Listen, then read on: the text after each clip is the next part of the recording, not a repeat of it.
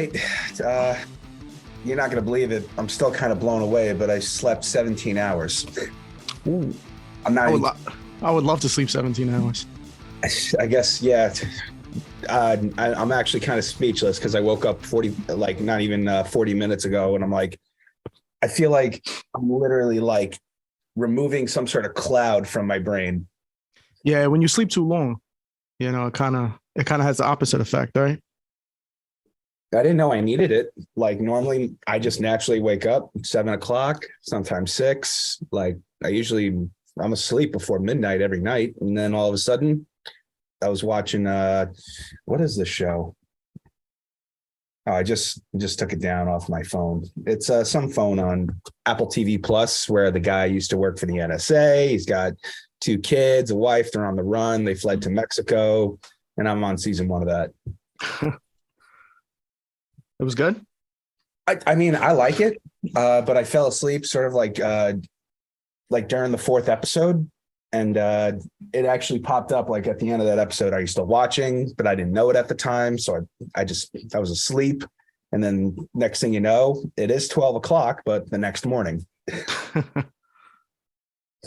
But that's all right. I burned like I'm going through like. You ever have to do like a cleanse because your body demands it? Yeah. I'm going through that. So I guess my body just said, time out, shut it down. Don't have them be awake for a minute. Nah, that always helps though, especially if you needed it. You might not have realized that you needed it. It's true. Getting older is a little bit tough because I got to be consciously aware of like my health and deliberately take care of myself now. I can't be passive. Yeah, I hear you, man. Once I hit 40, that was it for me. 40? You don't look 40, man. I'm 42, actually. I mean, Really? the gray and the bald kind of help it, but Oh, like hide it a little bit? Or yeah, just no, they make me look a little older than I guess my face would be. oh no, you did. You look young. And I'm trying excuse me, I'm so sorry. Like I'm trying to just go over in my head. Did you do what was it? Double Zero?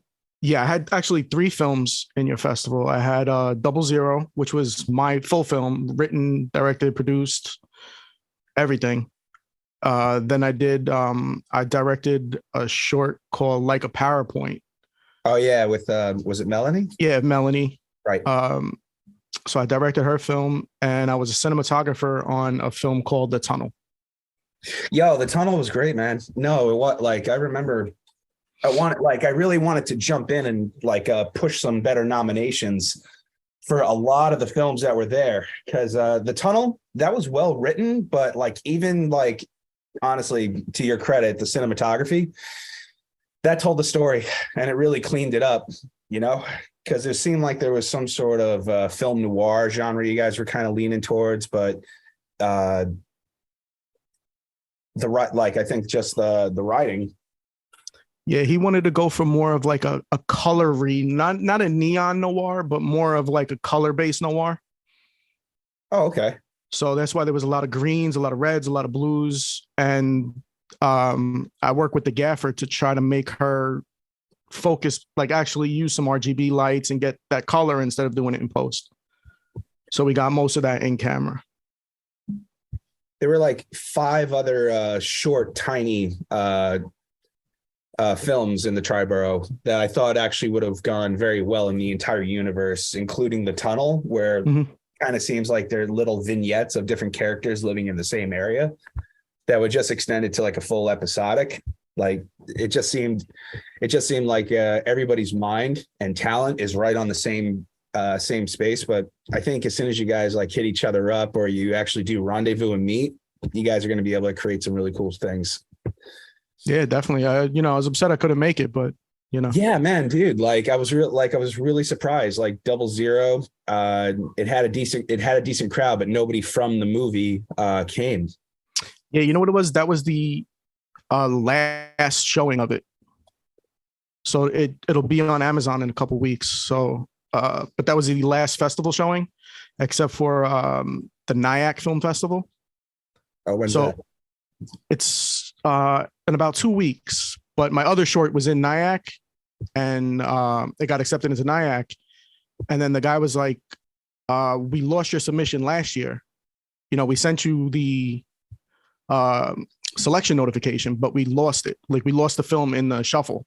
Oh, Do you mind if we show it again? I was like, well, it's going to be on Amazon by the time, your festival comes on. But he didn't care. He's like, we'll show it back to back with your new film and just call it a day. So it has one more showing, but your festival was actually the last festival showing. So everybody that in the film already went to, a couple of showings.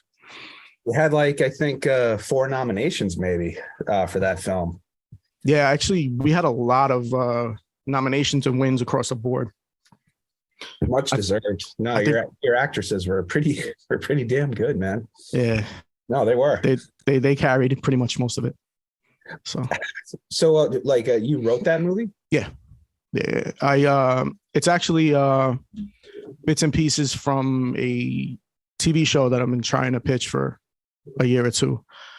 It was actually a show, part of a show. It was a little different. So it was all male before kind of COVID hit.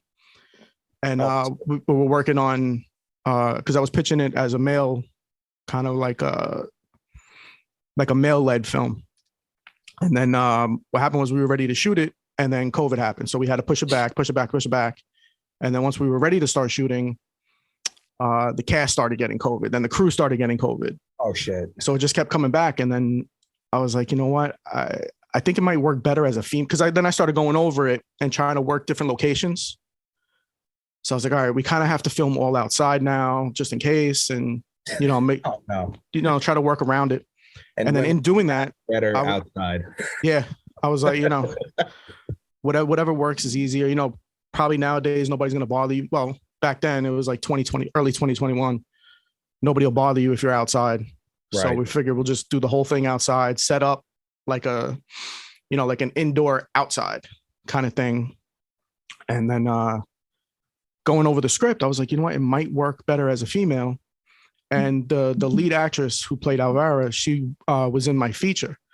And we wanted to, we kept talking and wanting to work together again. And I was like, you know what? It would be perfect. She always plays opposite this, and her skill level is way above what she normally gets. I see. So I was like, you know what? This is yours. Just, if you want it, let me know. Read it. So she read it, and she was like, I want to do it. So I gotta say, man, it was really, I didn't, when I first watched it, honestly, gender didn't even cross my mind, because the women just really, they flowed right in. It flowed right in. It seemed like it was written for them. They all literally, I kind of see acting as surfing sometimes, when you kind of connect the character to the actor, where it seems very complicated and hard, but they make it seem so easy, and they all synergetically were working so well with one another. It made the story what it is. And I got to say, man, kudos to you. Thanks, man. Appreciate it. How hard was it to get it on Amazon? Not hard at all. I have an Amazon Filmmaker account. So. Oh, so you just attach it, upload, watch? Yeah, I've been running into some sync issues with the subtitles. So you have to get the subtitles in English, Spanish, whatever they ask for. And I don't know if I'm fucking it. I can curse, right? Is it okay? You can curse. I've been trying not to, but sometimes it slips out. But I'm the same, and I'm still waking up. So I've been trying to get it to sync, and for some reason, I don't know if I'm messing it up, or I tried it in DaVinci, I tried it in Premiere, just trying to export it, and it's just not syncing. So I think I actually have to send it to a post house and have them do it. That might be a little above my editing skills. So it's not automated, with no. I didn't sit there and type it. We had a third party company just type out English, Spanish, French, English, Spanish, and French. I think that was it. And they typed it out, and they were supposed to sync it, via time code. And I think they're off, and I keep adjusting it. And then it's either off a frame, not off a frame. It looks like those old school karate movies. Oh, okay. Oh yeah. Damn you. So now everything is off. So not only is the audio off, the subtitles are off. Back to one. Yeah, Yes. and now I'm in the middle of so much work. I can't. I've had to like stop and focus and try to do that, and it's a bit of a headache. So I remember right after the film festival, you mentioned like your plate was completely full. Were you working on another feature? yeah, I have. So we have. I currently have one new short on the festival circuit. We have two in post production. One is I actually have to do a couple of pickup shots for, Sure. but as soon as the pickup shots are done, the film is done. I have another one that's kind of still in the timeline phase. So I actually had to send that out to a different editor instead of editing myself because I was just a little overwhelmed. Right. I have a feature that we're shooting October 4th, the week of starting October 14th. It's like a psychological thriller horror. It's set in the 80s, New York. Oh, right on. And it's basically a two-person film. So I'm going to be the entire crew, and we have one actor on screen 90% of the time. So he has a wife, there's like a funeral scene, and then there's like a twist ending, which all have a couple of other characters. But for the most part, it's 90% him on screen. And I'm doing camera, running audio, lighting, everything myself. I mean, bro, we got like 890 people in the club. If you need a hand, like have somebody go for coffee or something, like reach out. There's a lot of people who want to get involved. Oh, definitely. But this was the whole point of the film. We wanted to do it. We wanted to do it this way. Why? Just to Make it more horrific, or like no, just to see if we could actually do it. Oh, come on. You got like you've been doing this a minute. You know you can do it. Well, see, that's the thing. Like it's not like I've shot shorts by myself completely, but this is a feature, with a lot at stake kind of thing. So we just from the script alone, we have an offer for it as long as it comes out, a certain way. It doesn't hurt to ask for help, Well, part of the company buying it would be that they can promote it as a two-person feature. You think that adds like more value to the film? That's what they want. So with what they want, as long as they help out, and the film is actually budgeted for $5,000.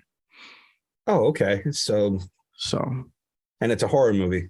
It's a horror psychological thriller. So it's more psychological thriller than horror. Right. So not only is that, so the other actor is going to have to pull some camera duty once in a while because I'm playing the villain. Gotcha. In a mask. So, I don't want to be on screen ever. So I'm going to be playing the villain. So he's going to be holding the camera. We got it all worked out. So hopefully that comes out pretty well. And then I have a web series that we're starting next month. How does distribution look when it comes to web series? Does it automatically go on like Vimeo or like YouTube? I'm not sure. This is gonna be my first one. I've been dying to do one for years. Just I don't really like asking people to work for free. And a web series, 10 episodes, 10 minutes, it's going to cost a lot of money.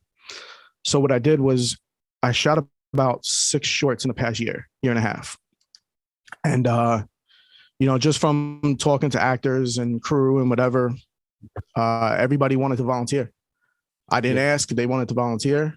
And I gave them the option, if they want to come on for, X amount. So so what we're going to do is we're pretty much just going to put it on YouTube for the first season and try to crowdfund and see if we can get picked up for a real legitimate season 2. Did you do anything before becoming a filmmaker? I used to do music. Oh, you're a composer? No. Like rap, rock. I was a producer.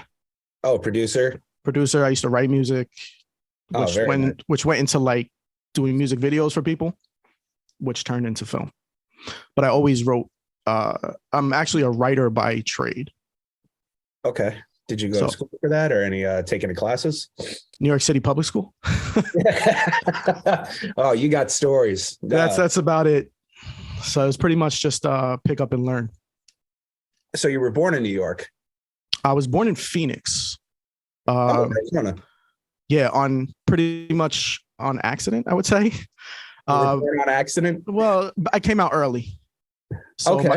my sister lived in Phoenix, and we lived in New York, Flushing. We grew up in Flushing, Queens, and my mom went out to see my sister while she was pregnant with me, and we stayed a little longer than we were supposed to, and I came out a little earlier than I was supposed to, and I was there till about 7 months. I think it means like 6 months before we came back. Oh, I see what you're saying. So yes, from New York, accidentally born early in Phoenix Yeah, area. in Phoenix. You were then brought back home. I think Yeah, for like 6 months. I think it still counts. You're a New Yorker. I mean, I've been here. I spent like maybe 6 months in. No, I spent like a year in Florida in my 20s, and then like 2 years in Phoenix throughout my life. But for the other 39 years, it's been Queens, and then I moved to Long Island about 10 years ago. Oh, right on, man. Yeah, it's quiet out here. Does that drive you nuts, or you kind of prefer it because you could? I got used to it now, because growing up, in an apartment building, everything is, it's 16 floors, 20 apartments to a floor. It's loud. You got the train, you got the sirens and everything. And then when you move out here, the first month, it drove me nuts how quiet it was. Yeah.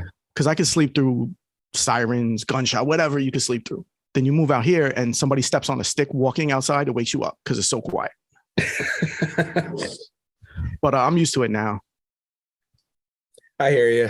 I was born in Brooklyn. Dad brought us upstate when I was a kid, but like to what you were saying before about being able to fall asleep next to the train with a airplane flying over the house, anything like that, that's simple. And then all of a sudden, when it's too quiet, it's like if you hear like a stick outside, it wakes you right up. Yeah, it's nuts because I'm pretty much right by the runway for JFK. Like I'm 2 miles. Yeah. So you hear planes going all, I don't even hear them anymore. Like I'm just so used to it. So, but let somebody walk in front of the house, I'm up. Oh, you just have that sixth sense where all of a sudden there's somebody nearby. Yeah. That is kind of funny. So as far as like your film career, is this what you really want to do? Like, do you want to like have a career doing this? Do you enjoy writing? Well, I've had a career writing for the past 20 years. So I kind of turned into filmmaking in like 2015. So I mean, I can't legally say. So I wrote a film that was pretty close to something else that they were about to start production on, a major film. Right. And at the time I had an agent and he came to me and he was like, your film is eerily similar to this film. What the company wants to do is they want to buy it and they want to use some of your film to fill out what they're kind of on the fence about with that film. So, I was like, all right, no problem. Can I get writing credit? And they were like, absolutely not. Yeah. This is, at the time, he wasn't really like a well-known director. Now he's an A-list director. It wasn't an A-list writer, and now he's a really good writer. I mean, his story I read originally was great.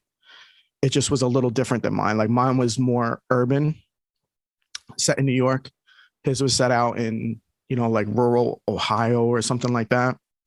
So they kind of combine the two. Like they purchase it and they kind of combine the two. And then when it came out, I thought I would be happy, that it came out. I was actually so fucking pissed because it came out so good. And I was like, and like they didn't even bother change. Like I use a lot of dates from in my films. So like if there's a date in my film, there's a reason for it. So like it could be like my sister's birthday, my birthday, something. And all the dates in that film, they never took away from mine. They took my dates and put it in that film. I see. So I'm watching. I was like, fuck. Every like 10 minutes, I was like, fuck, that's mine. Fuck, that's mine. I was like, so I thought like, I can't be like, hey, I wrote that. Legally I can't. I'll be, sued and probably thrown in film jail. But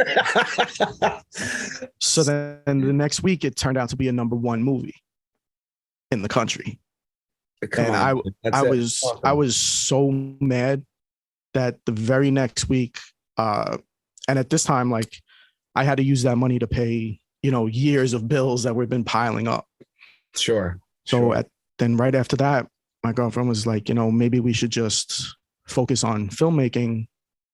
So, she actually lent me the money to buy an editing computer, 2 cameras, a bunch of film equipment.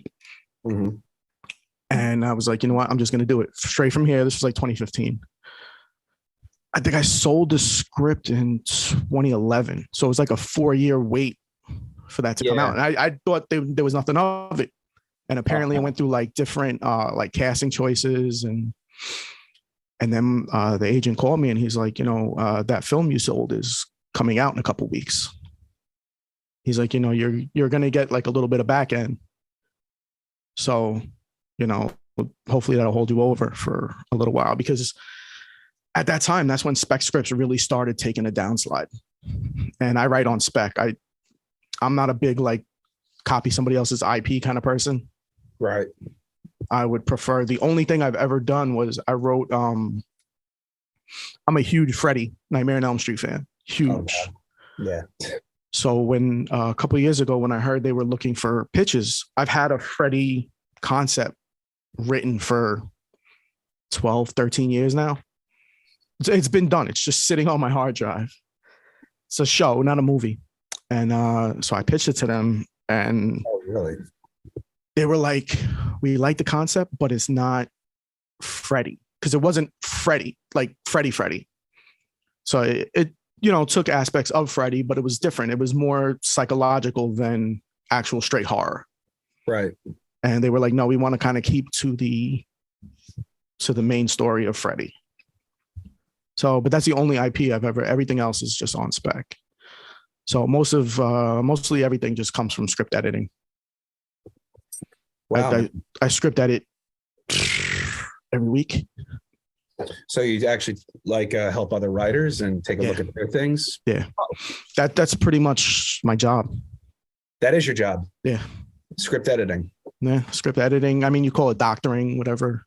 Yeah. I like rewrites, all that. I think I heard script doctor term once before, but so what'd you do? Study different genre? I didn't study anything. You didn't study anything? I have not studied anything. Self-made doctor. Self-made doctor. No med school, no nothing. Jeez, man. I just, I pick up things pretty quickly. So, I mean, I've gotten like a couple of books just to teach me the basics back in the day, and to like learn the genre rules. Sure. Which I never wind up following anyway, but as long as I know them, I can kind of lie and just get around it. Right. So, but yeah, that's pretty much what it is. And once we did like 2 short films for practice, and they came out like shit. Like they'll never see the light of day. They're on a hard drive, locked in a safety deposit. Like they're never coming out. So then after that, I was like, you know what? Let's just this guy I did my feature with. The feature's called Into the Valley. It's free on YouTube. If you want to check it out, I'll send you a link. Sure. I want to check it out. So we wound up so at the time there was like a friend of mine, his nephew was in school for creative writing. And he wanted to like kind of start getting into films and everything. And so he would come from, he lives in Long Island. So he would go from Long Island to not Boston, but somewhere. He went to like some art school up in Massachusetts. So he would just ride the thruway back and forth pretty much every other weekend. Yeah. And, it's like a straight 2-hour drive just going. So there's a portion of it, he said, where there's no lights, no service, no nothing. And he was stuck on, the only channel he got on Sirius XM was the oldie station. So one day he was going, and it was just straight the Four Seasons music for like 3 hours, just drilling in his head. So he came up with like a little short. So he's like, I want to try this one. Maybe we'll kind of put money behind it instead of trying to do it a little crazy. So he gave it to me. I edited the script for him, gave it to him. And then it was like, but I want a little more. I want to kind of, who is this guy? So a 6-page script turned into a 12-page script. So then as we're going over it, turned into a 20-page script. So I was like, you know what? I have no idea who this guy is, and I'm 20 pages in. Yeah. So he's like, you know what? Maybe we should kind of expand it and like write a feature, but together. So I was like, well, I write very fast. He's kind of more slower, meticulous, kind of has to read every line and make sure it's perfect the first shot. I kind of just go back in, edit, go back in, fix it. So I was like, let's just write two different versions. So maybe like you can come up with something that we can kind of tie together, and I can come up with something we can kind of cut and paste everything together. So we gave each other 3 months to write the script. So I think I had like 140 pages and he had like 60. Oh, wow. So, I mean, I write fast. So it's kind of, and so we wound up putting them both together. And then we were just like, let's shoot it. So then we went back and we looked at the two films we shot previously. We started seeing what mistakes we were making, how we can improve on that. And then when we were ready to start again, I was like, you know what, let's not. Let's put some money in and actually get a real cinematographer. Let's get, a real crew, real actors, and just go from there. Right. Because for the shorts before, we were getting actors off Craigslist. Really? Yeah. So it was kind of like, they were okay. I mean, I think we did like two shorts before, and there was really only one good actor out of all of them. And he's a really good actor. Like I still talk to him to this day. But aside from that, it was kind of like, the acting wasn't great. So we wound up putting an ad on Backstage, and we held auditions in the city. Oh, you did? And little did we know we had like 12 or 1,300 people. Yeah, I'm sure. So we wound up finding the cast from Backstage, and we hired crew and made the feature. And we kind of fucked up the paperwork. It was our first feature. So you mean the SAG paperwork to? we didn't even do SAG. We just, we hired non-union actors, but there's some copyright music in there. Oh, all right, yeah. And it was actually specifically written towards that music. So we got a price quote from them, the people who own the music, which was Sony. I think Sony owned the rights to it. And we got a price quote from them. And when the film was done, we sent it to, everything, and we just checked the wrong box. And we did not get the rights to the music. I see. So going back to Sony, they wanted way more money than the price quote was for originally. And it was way more than what we had an offer for the film for. Oh, okay. And this is like 3 years later. So the film already paid, it was already paid off. So I didn't want to go into more debt. Yeah. By taking out a loan and. For one song. No, there's like 4 songs. Okay. So so we wound up just throwing it on YouTube, using it kind of like as a resume piece. But once I had that feature under my belt, I started getting directing, like offers to direct. And that's Melanie? Melanie, yeah. She contacted me, and I think she went through like 2 other people, and she didn't, I guess she just didn't gel with them. Okay. So I wound up directing her. I'm actually directing her next project. She mentioned that. April, what's today's date? Today's the 2nd. Yeah. We shoot on the 22nd of this month, 22nd, 23rd, and 24th. All righty. So it's a much bigger project this time. So like her last project was way out of my comfort zone. Okay. So I'm more into like, I don't watch romance movies. I don't, that's not really my thing. I was just like, it seemed like it was a bit of a sizzle reel to the much bigger story on how they met, where like what the relationship is going to go. And for what it was a very well executed piece, no doubt about it. Yeah, she was happy with how it came. I think it was a proof of concept for her play. She's like a playwright. Oh, very good. All right, now you got me. Yeah, she's a playwright. So it was a proof of concept for her play. The next one we're doing is an actual short film. Like, there's no proof of concept or anything. So she sent me that, and it was written in play format. Now, I've never read a play before. Oh, I see. So you had So I'm looking at it and I'm like, what the fuck is this? Yeah. So I emailed her again. I was like, I'm a little confused. It's a little formatted not correctly.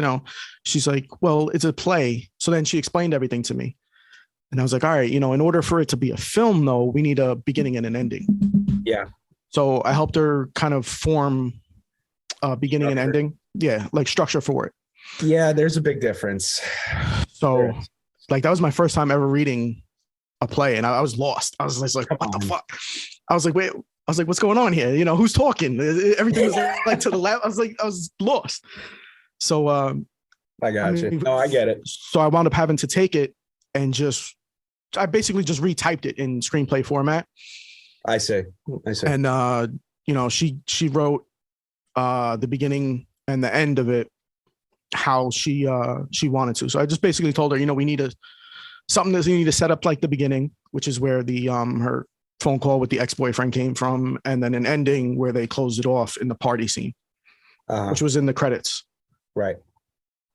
And then so she she's gotten good reception. She submits in the I think her film is pretty much put into like the romance category. Well, that movie was. Yeah. So like PowerPoint definitely was. Yeah. So she's doing pretty well in that. I think she's won like 15 or 16 awards for the romance categories and everything. So really, she was very happy with it. Not so she came back to me in January and she said she wanted to do an actual like short film from scratch. So she had something written. So I read it and I was like, you know what? It's a little too similar to what you had before. So I told her I wouldn't direct it. I would shoot it for her just because, we have like a working relationship now. So I would DP it for her. And then she's like, well, why won't you direct it? She's like, I want you to direct it. I was like, well, honestly, it's another romantic film and that's not really my kind of lane. Right. I was like, it's a much longer script. It was like 15 or 16 pages. I was like, that's like a 3-day shoot, 2-day shoot. I was like, it's a little out of my zone, where I'm at mentally right now, because I got a horror feature, I got 2 dark comedy shorts, and I got like a post apocalyptic web series going on. Right, so I was like, I'm not really in the mind space to do like a soft, gentle, romantic type of film. And that's what this one was. Yeah. So she's like, well, I kind of maybe want it to be a little darker if possible. So I was like, all right, now you're talking my language. How dark? So I asked her, I was like, because I've done stuff where people ask me to write something dark for them. And I sent it to them and they're like, nah, it's too dark. So, we came up with something and she allowed me a little leeway to mess with her script a little bit. So her romantic film it's still a romance film, but it has horror, psychological thriller elements to it. All right. So it's a lot different than because it was basically like a long version of PowerPoint. Okay. What it was before. And now it's a completely different beast. So hope it comes out well. Well, if you're involved, I'm sure it will be. I mean, well, she kind of went over budget a little bit. We always do. Like, so it's going to happen. I'm actually going to DP it for her and direct it also, which is, it's a little tough because now there's a lot of acting quirks involved in this one. Okay. So it's going to be a little tough to pay attention to something that, because everything is detailed. Yeah, it's specific. So, we've done 2 rehearsals. We got like 3 more just to make sure, because there's a lot of little timing, a lot of little quirks that I might miss if I have to do camera. Right. So hopefully we nail that. It's going to be tough. Can I ask an honest question? How did you even hear about the Triborough?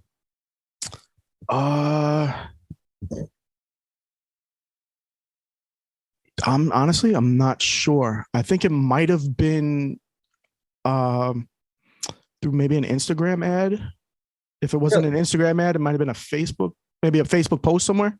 Might have been. That just popped up, maybe like a New York City filmmakers or something like that. Yeah. It might have been either that or on Instagram. I'm not sure. But one of them, and I saw it was local. So I really like to submit to everything local so I could attend. Well, we got plenty of people around, don't we? Yeah. Yeah, New York City. No, it actually it worked out real great. Oh, sorry, my puppy. What kind of dog you got? All right, let me see. She wants to jump up. Come here. I closed my door so he wouldn't come in. So I wish I had a door. Here we go. oh. Is that a lab? She's actually she is a golden retriever. A retriever. Yeah, she's considered an English cream, and her name is Snow. Snow. Yeah, she was the light one of the litter. Yeah, my guy's sleeping on the couch. So I have a boxer. He's like 12 years old, 12 and a half. 12. Right on, man. He's old. She's only not even 12 weeks. Oh, wow. Yeah, she's still a baby. But she hit a growth spurt this month. She got long. Wait till a couple of weeks, and she's going to be bigger, heavier. Well, she was a little bit light when I took her to the vet, apparently, but I don't know if it was just like great timing because she was in between growth spurts. So she only weighed about 17 pounds. So we didn't really change her diet, but I'm trying to get her to eat more. But she's she's kind of girly, you know. She'll snack a little bit, and then she'll leave her food all day, and then she'll just snack throughout the day. Oh, she was a pit bull boxer mix. Yeah. She passed away in June, but she was finicky also. But she had to eat because if she didn't eat, he would eat her food. Right. Because he's a 105-pound boxer. He's big. He's a big guy. He's big. Wow. And so if she didn't eat her food, he would eat it. So she learned to, like, when we first got her, she would leave her food. Like, she would take a couple bites, leave it, come back to it. Right. And I had to hold him back from going to eat the food. And then finally she realized if I don't eat, he's going to eat it all. Right. So she started eating her food all in one shot. Well, she's only got a couple of cats hanging out throughout the day, and they know not to eat her food. So she kind of just, says, I'll deal with it later. She's going through those that teenage time right now, I think. Something like that. Yeah, they get big quick. I gotta say, Pat, your work really, it's impressive. And you always, you ever feel like when you were a kid, this is something you wanted to give a try? Not at all. Really? Nothing. Yeah, I kind of, you know what it was? I kind of fell into it and then fell in love with it. Sure. So I really just wanted to write. I really had no desire to, because I was shooting music videos and I hated working with artists. Just hated it because they were just assholes, most of them. Some were really nice, but for the most part, they were all dicks. And I was like, I just don't want to deal with it. And from what I've heard and from being around sets doing scripts, on set script editing and things like that, from what I heard and what I saw, actors were even worse. Sometimes this was my experience, in the early mid 2000s to early 2010s. And through that, I just didn't want to deal with it because I have, back then I'm kind of working on it now, but I used to have a really bad attitude and quick to argue, quick to fire somebody. So I actually fired somebody off 00 30 minutes before we started shooting. What happened? If you don't mind me asking. Well, 00 is a pain in the ass, first of all, because COVID happened. So, the insurance requirements for shooting during COVID were ridiculous. So you had to get a vendor's license or something like that? Well, I have normal production insurance through my company, but they wanted, COVID tests every day. They wanted, and this is before COVID tests were free. So, yeah, the regulations are ridiculous. I was like, I don't have the budget to spend $2,000 on COVID tests. That's just not feasible for me. It's not even that lethal. So then, after everything was said and done, most of the people on the film had insurance. So they went through their insurance, got it covered. And then, the insurance was going to do a random inspection to make sure that everybody was there in masks, working in masks.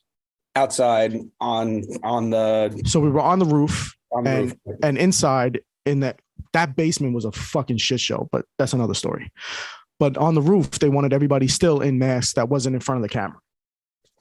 So when we got there, it was a PA, and he came, and I was like, insurance is coming at some point. You got to put on a mask. I was like, I personally don't care if the rest of the crew doesn't care, if the actors don't care, then you could do what you want. But insurance is coming, and you're not going to fuck up my company because you don't feel like wearing a mask.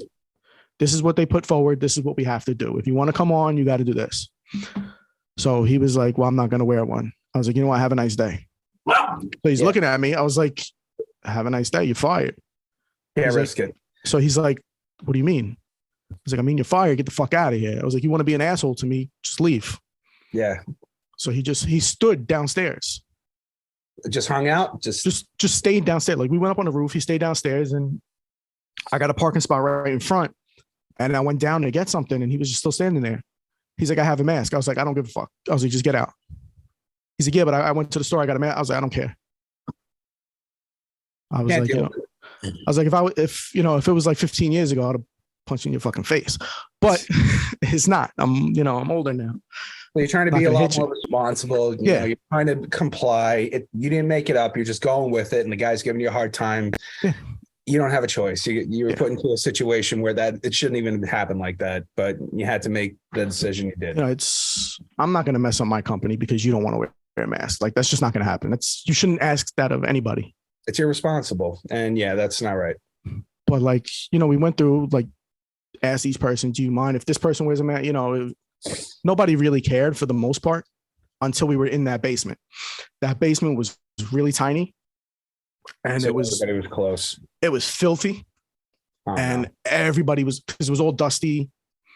Everybody was close. Like, it was real tight. So everybody, the air interrogation scene. Yeah. Oh, that was in the basement? That was in a basement in Brooklyn somewhere. So that was originally supposed to take place in a body shop. So I have a friend who owns a body shop, and they were under construction. So we were going to kind of line whatever cars he had in there, use the headlights as, to light the scene and make it real moody. And that would have been a nice touch. And it just so happened that maybe 2 weeks before we were going to film, 3 weeks before we were going to film, he's like, the people are actually going to start construction the week before you come, and they're going to be 2 weeks. He's like, so you can't film here. So we wound up finding that basement in Brooklyn on, I think, Set Scouter or Peerspace, something like that.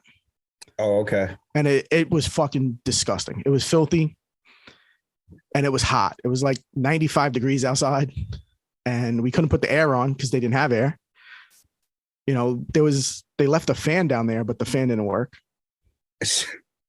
So it was disgusting down there. All right. Note to self, the Astoria Filmmakers Club. I think we could do better. Note to self. I'll write that down. Oh, yes. I was curious, man. Did you hear about the AFC before the Tri-Borough? No, I didn't. I started once when we submitted, and then I don't know if it was you or somebody sent me an email. Then I started looking through. It might have been me. It was our first film festival. Mm-hmm. We actually wanted to try to do one back in 2019, 2020, but then the pandemic kind of just, of course, as you know, put the world on pause. Well, for the most part. So kind of just regrouped for a minute, came up with some different ideas, and here we are just a few years later. It was good. Melanie said it was a good time. Everything was smooth, and I know she went. Yeah. I was aiming a lot higher, a lot bigger. I was shooting for the stars. Originally, we were supposed to go to the Apollo Theater. But nice. Hopefully, maybe 5 years from now, we'll have a much better budget, and we'll just keep breaking even every year. So if we could break even at the Apollo, I'll do it. I mean, it's a film festival, right? So the best thing you do is break even.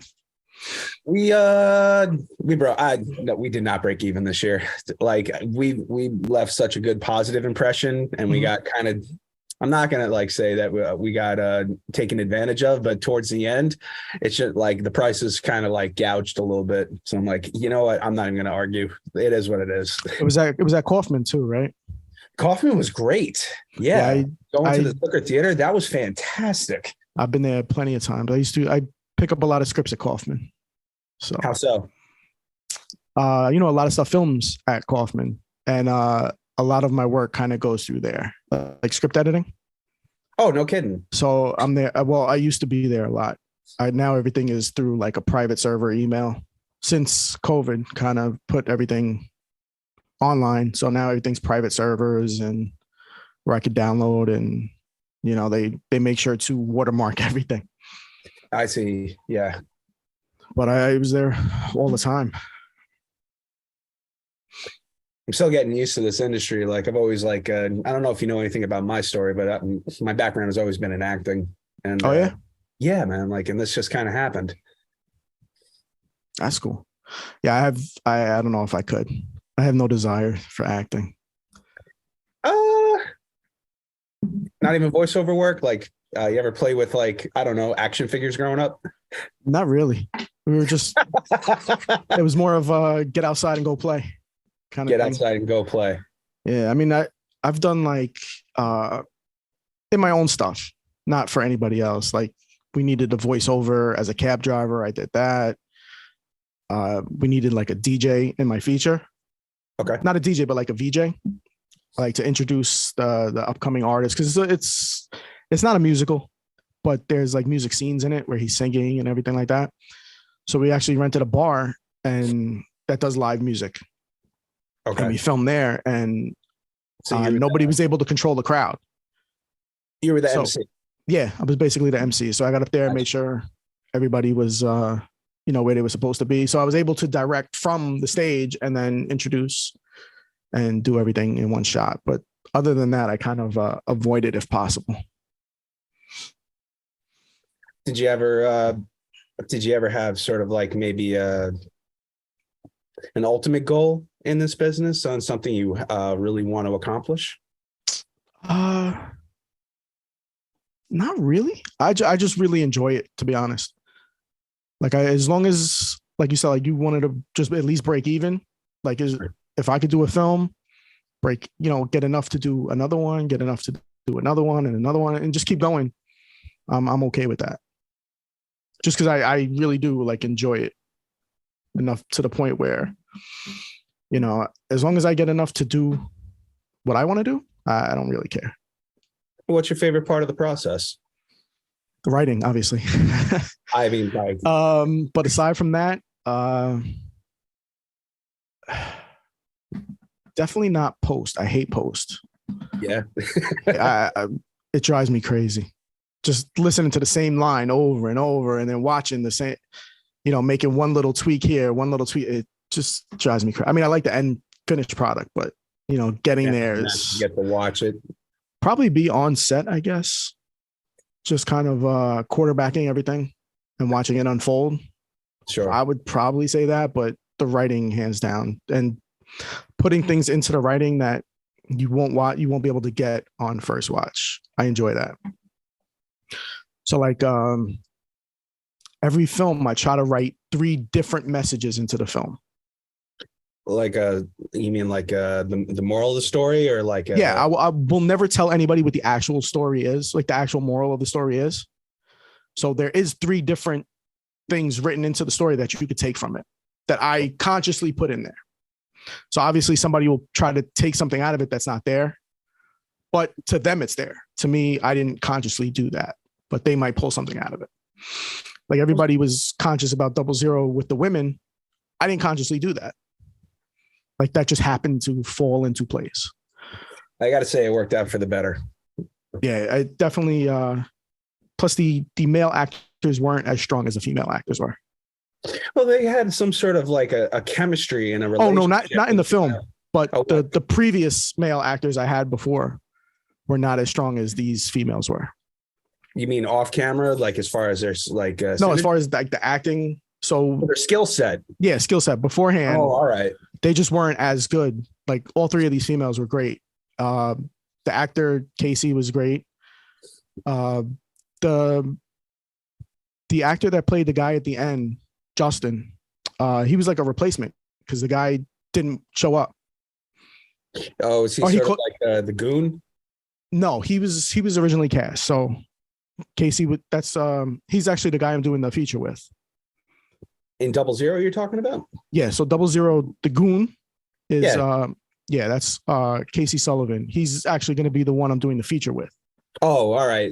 So it was the So goon. And, yeah, but the other guy at the end, he had the gun to his head. I'm trying to remember the movie now because I thought like it ended on the street where was it yeah, so Diane? she was talking to her boyfriend, Right. and on that, the guy that has like the dolly out, where then you finally see his whole face, that was a guy. I cast somebody else, and he texted me the night before, I can't make it. So I wound up putting an ad on, I think New York City, Facebook, acting, whatever it was. Right. And this guy, Jason, was in the ad. He was like 3 blocks away.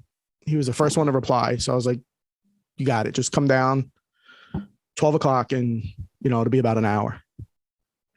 And then the girl at the end, not one of the main cast, but the girl at the end who with the, the twist ending kind of thing. That was a makeup artist. The girl that was supposed to play it, just no call, no show, no answer the phone. Oh, so nothing. the girl in the hood? Yeah, she was our makeup artist. And she was I gotta say, there must have been like a subplot of the story happening because at first they're going to Canada. Then next thing you know, they're actually like they're kidnapped down in the basement. They're gonna die, and the next thing you know, pop, pop, pop, right at the end. So what that is that. So I have the pilot of the show. I have the first season, very detailed outline. So For like 00? For 00. So it's an it's a full show. So everything in the first season is outlined. So this specific part of 00 would be the opening scene of the second season if it ever made a second season. So where she takes in charge now. So the end of 00 would be where there's a conversation on the roof with the 2 girls and they talk about a plane crashing. Yeah. So that plane crash would be the end of, I have it outlined as the end of season 1. And the beginning of season 2 is where she takes over as the head. Gotcha. And this is where it would pick up. Gotcha. So well, how do you, what's your experience with crowdfunding? How do you go about doing that? I've never done it. I pay for everything myself. Everything out of pocket. Everything's out of pocket. Everything. And nobody has ever worked for free. God bless your heart, man. Well, you ever try to get more people involved, like at least not like investors, but donors, people that chip in? No, never. Why not? Well, we tried with the feature, Into the Valley, and that kind of turned me off to the whole process. So, it was kind of like the agent I had at the time. The agent I was trying to work with at the time, he knew somebody that is he produces a lot of B movies, ships them overseas, B action movies, shoots them overseas. I'm sure they star Bruce Willis, all those type of movies. Awesome. And so he was like, I can get you money from him. He has some stipulations. Sure. I was like, all right, whatever it is. So we hopped on a call and he was like, my girlfriend would be perfect for this lead. It was like a role of she was a hooker, but she was you got to watch the movies for it to really make sense. The character was a hooker. Yeah, the character was a hooker. Not the girlfriend. Not the girlfriend, but it was a deep role. Like she had, it was kind of like, the guy was in love with this, like they were in love with each other, but he was married kind of thing. So the role of the quote unquote prostitute was, it was actually a very deep role and it technically is the lead female role. And so he's like, my girlfriend would be really great for the role, blah, blah, blah, blah. I was like, all right, can I see something that she's done or whatever? So he sent me a couple of films she was in. And I was like, I talked with my partner. I was like, she's she's a bad actress. I was like, I don't want nothing. He's like, yeah, but they're offering. So the feature cost me $30,000. So they were offering us like $250,000 to do it. But the stipulation was we had to have his girlfriend as the lead. And we were like, nah, we're just going to pass on it because she's really bad. So we wound up trying to get, what's the guy from Malcolm in the Middle? Which one? You mean like Bryan Cranston? No. Younger. Frankie Muniz. Frankie.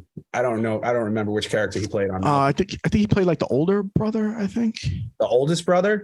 Like it might have even been Malcolm in the Middle. It might have been another one of those type of like CW shows or whatever. And 15 years ago, I would have remembered all of their names, but right now, not. And face. So we sent his manager the script and everything, and he liked it. It was also very dark, so it was a lot different than what he was doing. And so I told him, I was like, we have a very limited budget. This is what we can afford. We would be interested in bringing you guys on as a producer. Maybe you can, get your back end that way. And through all the negotiations, whatever. And then he came back with a number, and I was like, that's not even close to what we negotiated. I was like, I already told you, what it was. I was like, there's no extra money. Like, this is it. Right. So they came back with like the price, like 5 times the budget. And I was just like, that's not what we have. I was like, I understand, but this is what we have. This is what we discussed. You could have just told me no to begin with. Like, don't jerk me around. And so after that, we were like, you know what, we'll just do it ourselves. So maybe he thought, or he knew at the time that you could have had access to a certain amount of money and he wanted it. Well, I told him it was coming right out of the bank account. Like, it wasn't. No, I mean, like the original, like the other budget where he kind of understood that there was another offer on the table and he wanted that offer through you. We didn't even tell him that. He found out. He might have found out. I'm sure they all talk, but he knew. But it was, so after that time, I've never really asked anybody for any money because I don't want anybody sticking their hands in anything. Like an IOU? Oh, I would have no problem doing IOUs for people, but not with money. Yeah. Like if you're an actor, I'd be like, I need an actor. If you're also like a filmmaker, I'll shoot something for you. If you want to work something like that, I'm 100% cool with that. Just don't give me any money. On the hook. Yeah, I usually don't ask for it anyway. So, but I know with the web series, it's something we're kind of going to have to do. Well, what's your you got 10 episodes, you said? I have 10 episodes. I have 1, 2, 3, 4, 5, 6 of them written, 8 of them outlined. So it's basically about like 8 survivors. There's a chemical attack on New York City, and there's not only 8 survivors, but the story follows these 8 people. And in each episode follows one person. So it's basically what happens their day leading up to that attack and right to the attack. And the last 2 episodes follow post-attack with everybody together. Like they all kind of just happen to meet in one spot. And it's 10 episodes, probably anywhere from the shortest one I have is 8 pages. So anywhere from probably 6 minutes to 15 minutes each. Mm-hmm. So like this is all being done already out of pocket. Like season 1 is already kind of accounted for. So everybody volunteered in order to get the season 2. And with season 2, everybody gets paid for season 1 and season 2. So everybody kind of agreed to that. So I know I do have to kind of crowdfund, so I'm going to have to figure it out at some point. Well, that's what the Astoria Filmmakers Club is for, man. Like we do that. Oh yeah, I didn't know. Basically, have you ever you haven't seen a single campaign like other projects that people are fundraising for? I've seen it like on Indiegogo. I've seen like not anything from the Astoria Filmmaker, but I've seen like people send me links like, hey, Right. You know, can you donate to my film or whatever? So I would, look at if it seemed interesting, I'll, throw in like 20, $30, whatever it is. But for the most part, like I've kind of just seen what they did, and that was it. Like never really like studied it up until, I'm gonna have to once we get this season done. We got a lot of resources, man. Like that's what it is. It's a filmmakers club, fundraising is just one element. We have a private community online called the Chamber. And if anybody's casting for something, we attach it to the campaign where people can register and apply to audition. That would go directly to the filmmaker. And it's all in-house. And same thing with writing. If you want somebody to go over one script at a time, we're doing that this afternoon. 4:00, we started the writer's room, and we're going to be working on one script at a time. That's cool. Yeah, we got 20 scripts. No, more than that, a ton more than that. We're in pre-production for 3 of them, one musical, one pilot, and one short film.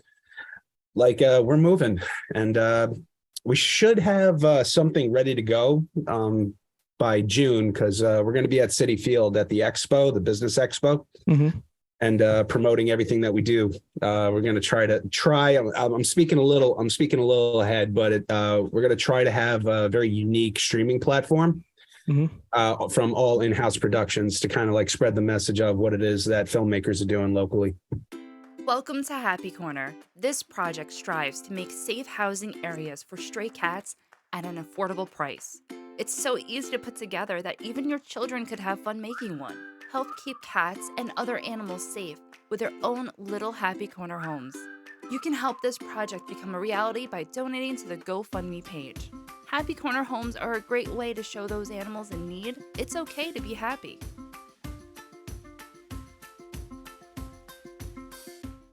Have you applied for like an Amazon filmmaker account? Honestly, no, I haven't, but everybody else in the club for the most part has. And I got nothing against Amazon at all. I love it. I always have. It's just it's honestly, that's the, it's not saturated, but it's not New York. It's not independent. It's not very unique. It's not something I envision for AFC. So not to say I want to compete against them, but I kind of do. I want to create a much smaller pond for filmmakers to showcase their stuff and just keep it all local and in-house, all original stuff from just local filmmakers, and that's it. Yeah, I hear that.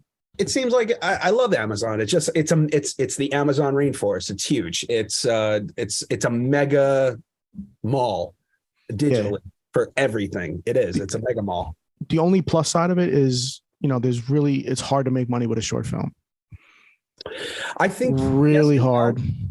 But I don't know if that's like it is true, because I don't know, maybe just as far as being able to like sell it.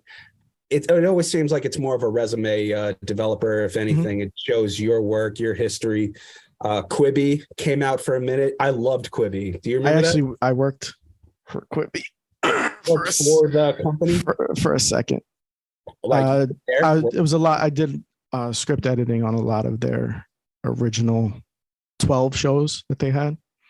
Was that it? Because I watched most of everything they had and I loved it. They had a lot more. Just there was 12 of like their initial release. And I was like one of the guys that there was like 7 of us that did the script editing. And I know one of them did make it to Amazon because they just put all the episodes together. And I think they're all doing that now. They put them all together. There was one with I'm not good with like real names, but she played like Sansa Stark. Right. She was in like a plane crash, and there was that one. Right. Yeah, and out in the snow and everything. They put that in as a full feature now at somewhere. There was I remember now. There was another one with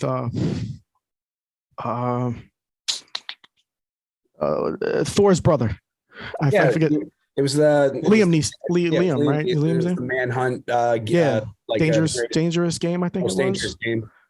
Yeah, it was like I mean, all of them were basically ripoffs of, other Shows. film, They're actually not even shows. Actually, other movies. the most So famous game was actually a short story that I read back in middle school. yeah, I mean, that's been done like 100 times. That was I mean, but the way they. I mean, I liked it. I liked most of the stuff they had. A lot of it was good. It was just a little annoying to watch vertically. On your phone? Yeah.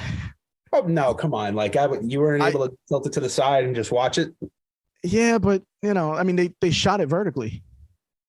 It was all done in post to turn it vertical.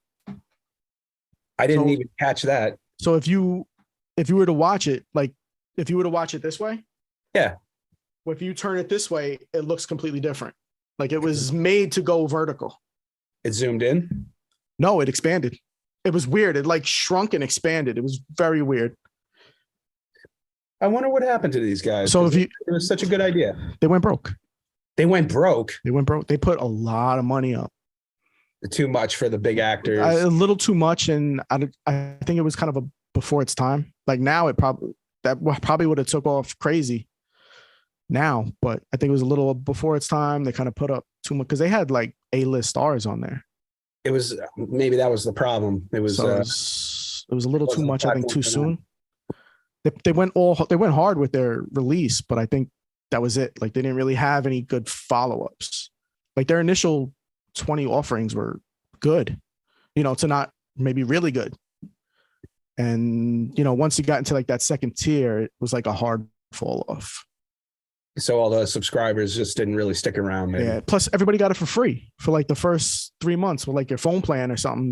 They offered it free to everybody. And I think people just didn't like it, or maybe just, didn't want to watch it on their phone. Because you couldn't get it on the TV unless you like mirrored your screen.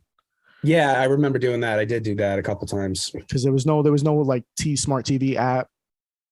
So it was pretty much just phone or iPad or tablet. So the put limitations on them. I think so. Now I think that definitely would have been a smart idea. Now is you see everybody 24/7. The pandemic. Yeah. 24/7. Everybody got their head in their phone. So now would be perfect. I don't know. Like I doubled down this year. I'm averaging 10 hours a day on my phone. The only thing I really do on my phone is watch stuff. I don't really do anything else other than like watch something or Spotify. That's pretty much it. I am working my ass off though. I'm answering emails. The only other time I'm not on my phone is if I'm on my computer, putting together a campaign, getting ready for the writer's room. Cause I haven't done like a good acting project in a couple of years. I kind of just focus on the business administrative part for the most part to kind of set up this platform. Really? Yeah, man. Like, do you have a reel?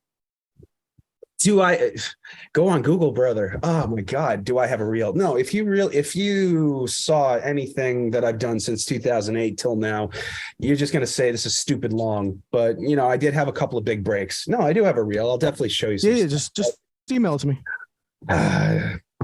It does. I don't know. Like honestly, I like working with the same directors twice, but I like even before I started the AFC, something I wanted to do like is a letter of recommendation network from directors, just to have the directors talk to one another that I trust this guy. I know this guy, but directors talk. Well, I know. I just never had a letter of recommendation from a single director, not unless I asked them for like a recommendation, but I get calls all the time. Like people check the IMDb and they're like, "Oh, you worked with so and so. How were they on set? Sure. Whether it's an actor, crew member, whatever."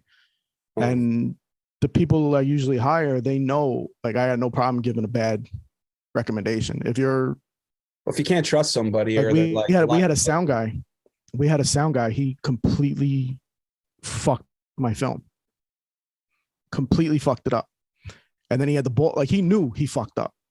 I told him he fucked up, and he was unreliable. He had the balls to call me and ask for a recommendation. I was like, I'm going to be honest with you. I was like, if you tell them to call me, I'm going to be honest with them. Yeah. Like I'm just not going to lie because I don't want it done to me. So I'm not going to do it to them. So he's like, well, I didn't do, I was like, so there, I don't want to say the film because It'll put them right in the Yeah. line. So there was one scene in the film. It was a very, very heavy scene where the actor had to really go to like an emotional depth where it needed to be quiet. Like they needed to get to this spot. And so that person is halfway into the scene and, the tears start coming out, and this audio person has a bag of chips in his pocket. Oh no. And he's eating them as the scene's going. And then the actor stops and like got mad and like started shouting, like somebody's, whatever it is. And come to find out, this guy has a bag of chips in his pocket, and he's like basically standing right next to her, and it's crinkling in her ear. So, right.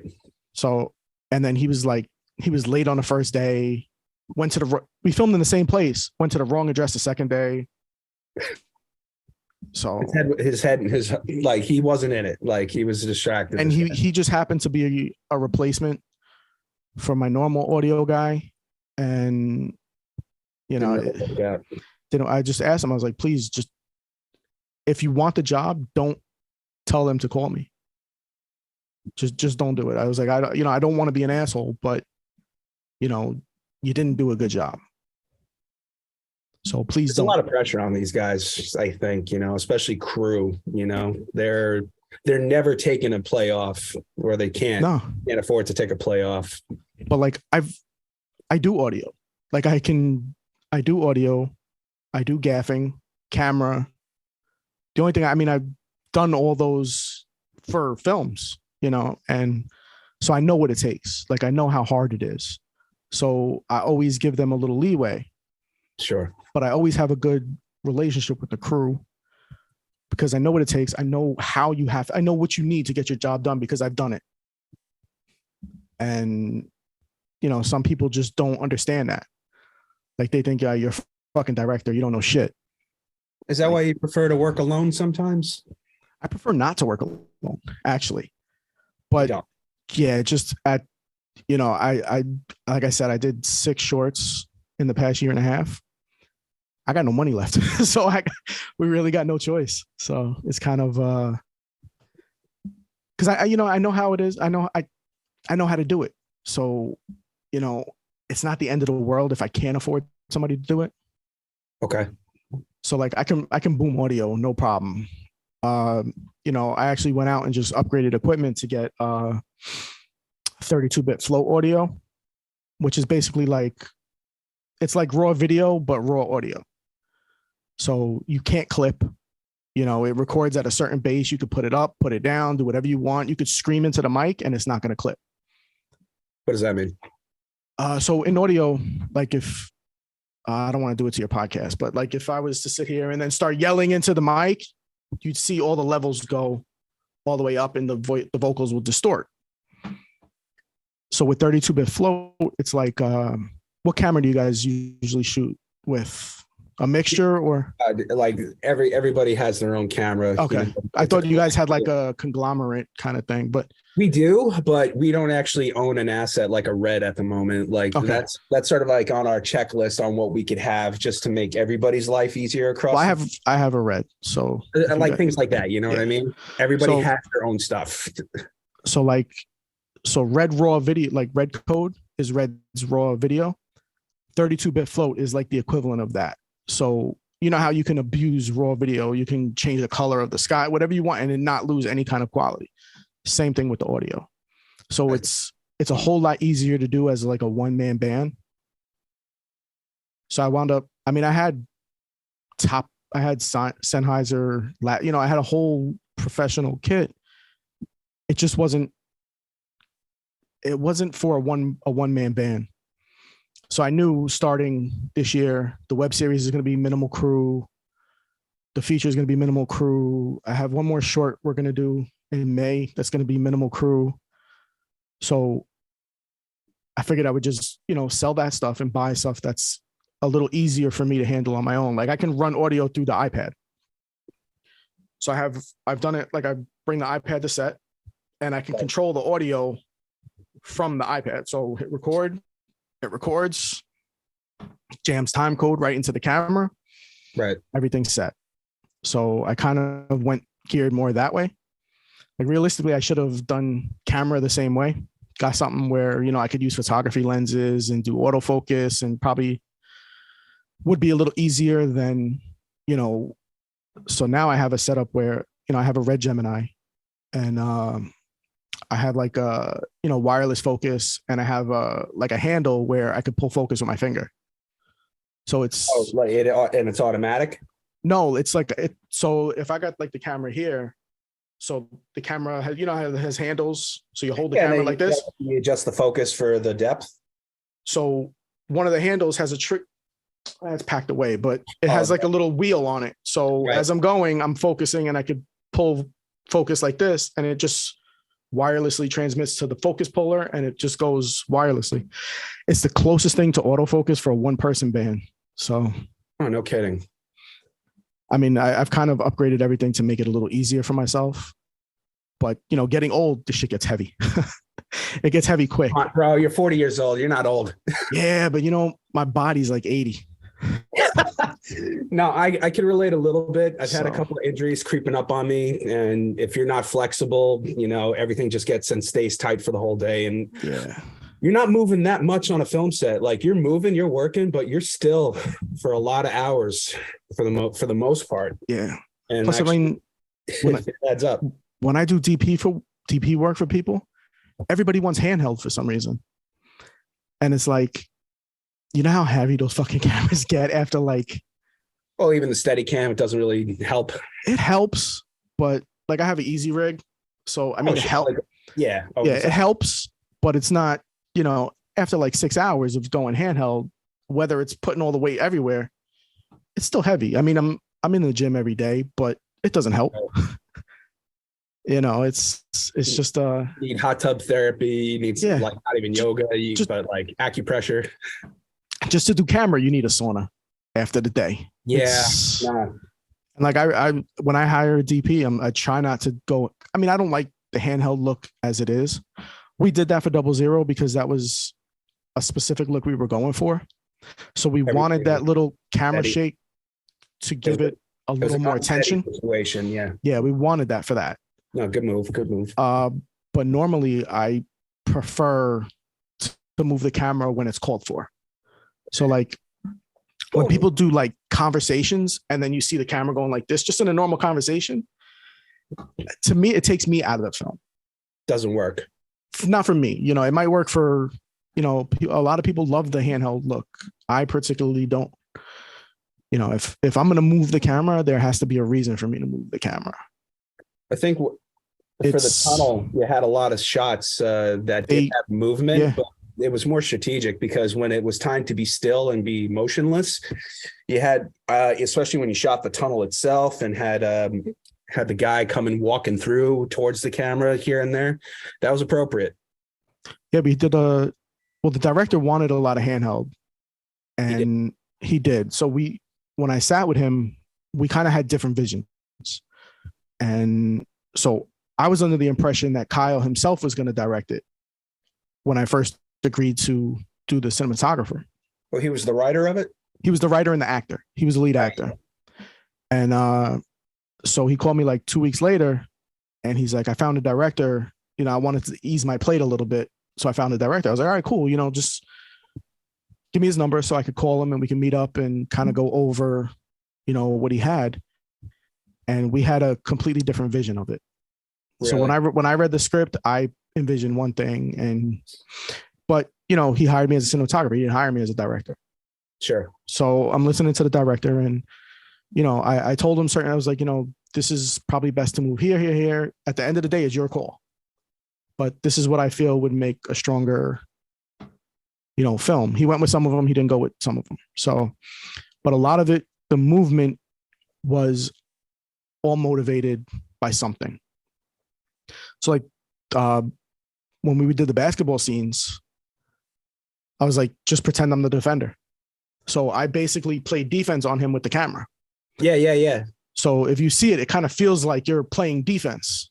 That was a good move. And that's what I was doing. So, I mean, I play basketball. So, following him around, it's not a big deal. So that was actually a lot harder than it looked. Right.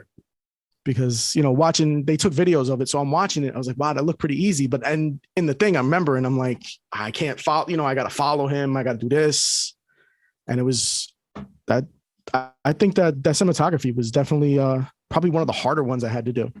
Even though it was a very simple film, they had a lot of different angles they wanted. Like if you notice, there wasn't a lot of the same angle in anything. If you happen to watch it again, there's just not.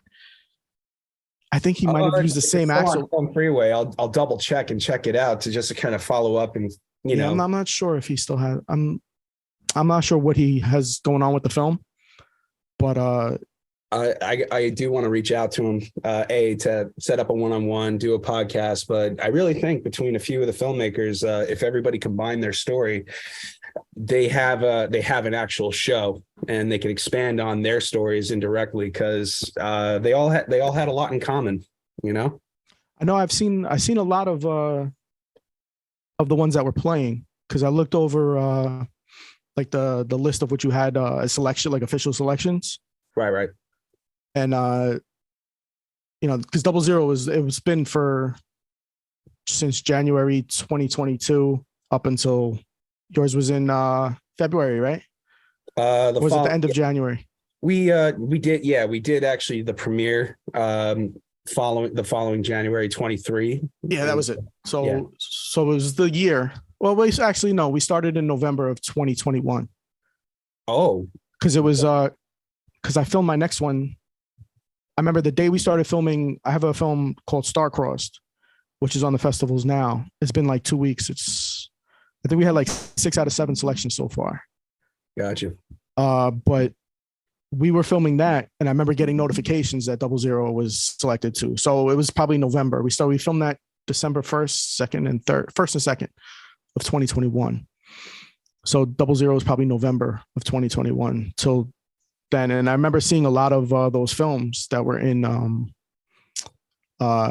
the Astoria Film Festival. Right. Throughout the other festivals, like just going to them, or if the festivals were virtual, I would kind of make sure just to watch as many as I could. I actually do some festival judging for some festivals.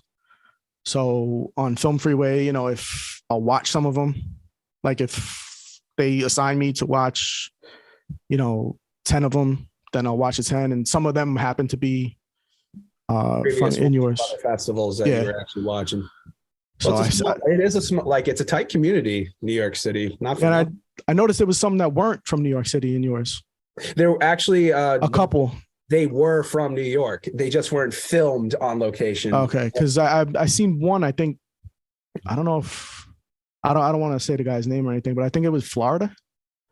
Oh, you're talking about apples, oranges, and lime. Yeah. So the catch of the Triborough is that you got to be either born, raised, or from New York for the film to qualify. And he was born in the Bronx.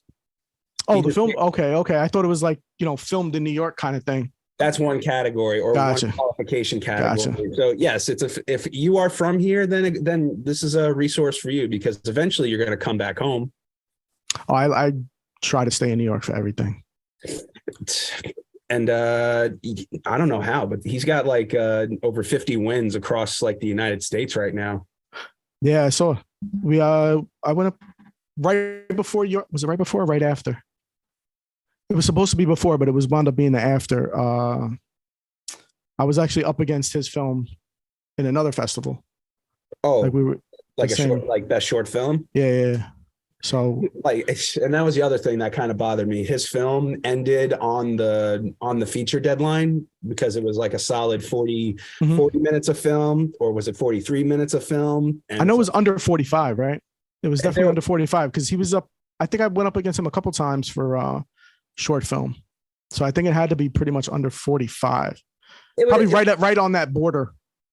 It was definitely a short movie, right on the border, like a short, like it was a short movie. Because even if it were on like network TV, it would still get about 15 minutes of commercial time, and it would fill out the hour.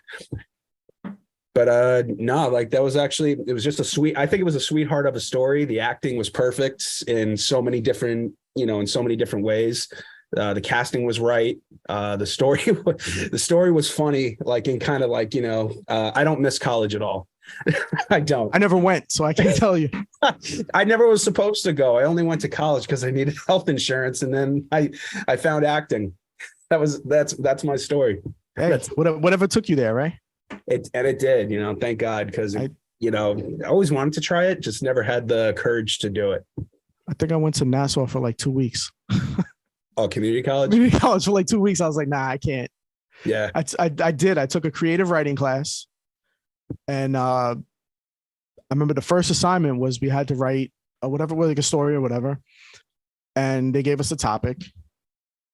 And I wrote the story. And he's like, well, you can't do it. I was like, well, you said it was free writing. Like we can write whatever we want as long as it was on the topic. Right.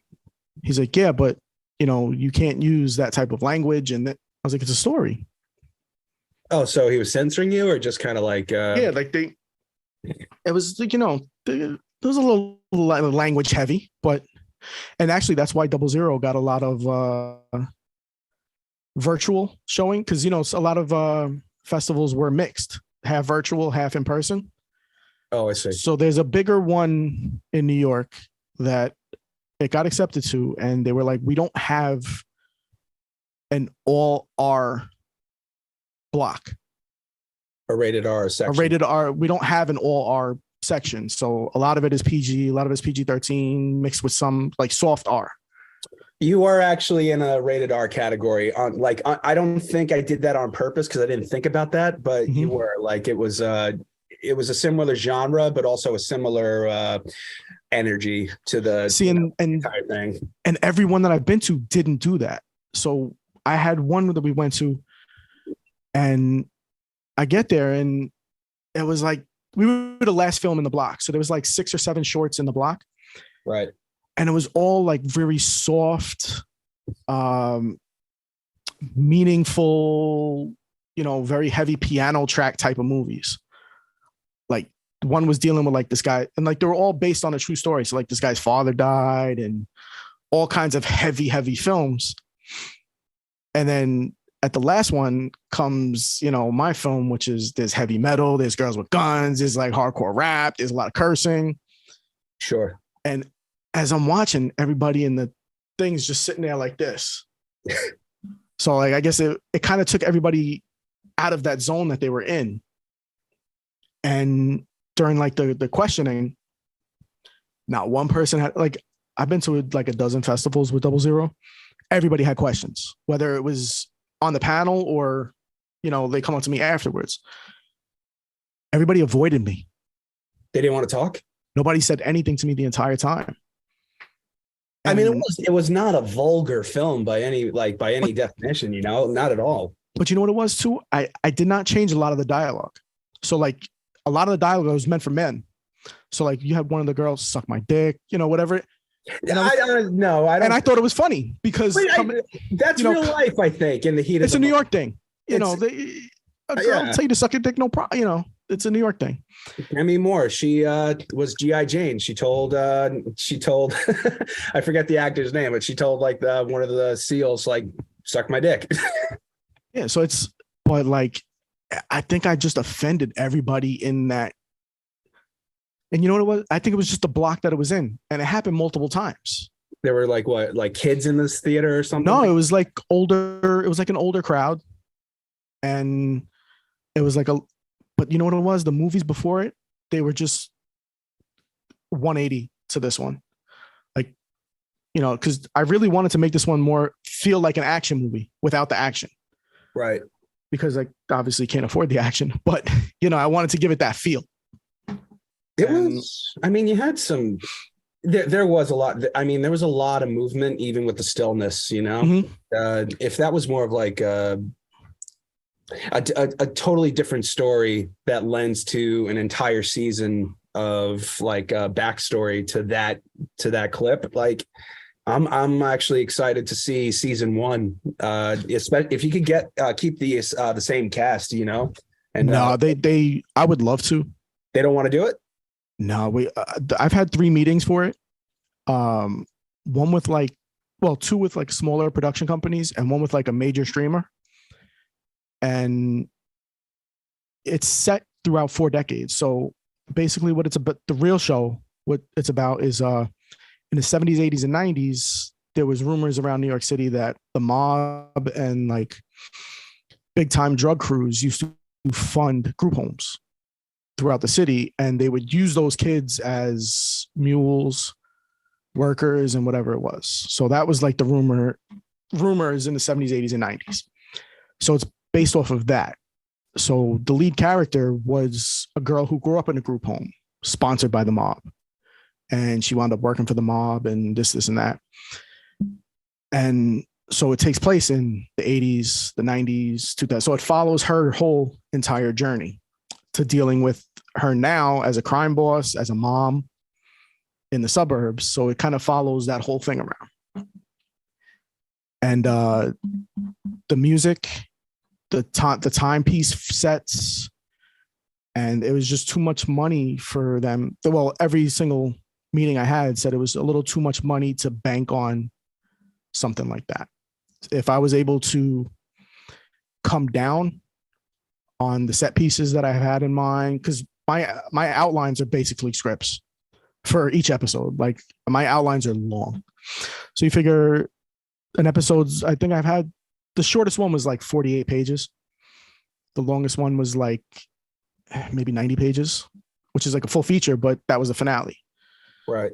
And so they said if I was willing to come along, like I have a 90-page outline, there's no dialogue. So they were like, if you were willing to come down off of these set pieces a little bit, change up the music a little bit, focus more on current day, we'd be able to cut the budget back and be able to do it. Right. And it just defeats the whole purpose of the show. Because the whole purpose is to follow her, see how she developed to become what she became. So like the story is about her. It's not really about anything else. Everything else is a backdrop. And I guess it's kind of it is risky. I mean, if I put myself in their shoes, it is risky, so especially like a female-led, mob show, like that's not really, everybody that's done one isn't really, I think Toni Collette has one coming out soon, but it's a comedy. It's not really, she's ahead of the mob, but it's more on the comedic side. I think it's Toni Collette. I'm not sure. I'll go with that. But and I remember I went to one meeting and they were like, we just don't want her to be like Smurf. So I had no idea who Smurf was. I'm thinking Smurfs, That's cartoon. what it sounds like. Yeah. So I was like, no, it's not like that. I had no fucking idea. But, in these meetings, you got to just yes them to death and whatever. And so I did research on the way home. And apparently there was a show called The Animal Kingdom. And Smurf was played by Ellen Barkin, who was she played the role great. She played wasn't like a mob boss, but she was like, her and her sons, they were criminals. And she was like the head. They're like, we just don't want a character like that because everybody tries to do a character like that. So when I sent them the character descriptions and everything, they were like, okay, that's not, it's great. It's not that, but it's something different. And then when they saw because I had to get it professionally budgeted, they were just like, nah, hard pass. It's too expensive. Yeah, because it's at like an average of like 1.8 million an episode. Well, why a period piece? Why can't you modernize it? Because it doesn't fit. It just, I've played with it to try to do it. It just doesn't fit. And I've actually just stopped working on it just because I have so much going on now. Yeah. I put it to the side and I was like, this is the show I want. If I don't get it, I'm okay with not getting it. I made 00 as a standalone short film. It does. Anyway, I think it does stand on its own. I'm friends with the lead actress, Jamie. Right. So if we ever wanted to do like a spin-off short film of that character, Of just her. just rising- her, she'd be okay with it. I'm friends with the guy Casey, who played the goon. Right. So if we ever wanted to do something with them two or that, I gotta say, I love They're that guy's both- silk shirt in the in the scene. Just like he looked really macho. I'm like, look at this silk shirt. Oh, and he's got Yeah, the drill and he's He smiling. got the drill, the ponytail. I honestly, I loved it. So a lot of people didn't understand. Like they thought it was bad acting at first For who? for everybody. Oh, come And- on. And I'm sitting there and I'm like, okay, maybe you just didn't. So I had to explain it at first. And they were like, oh, okay. So they went back and watched it.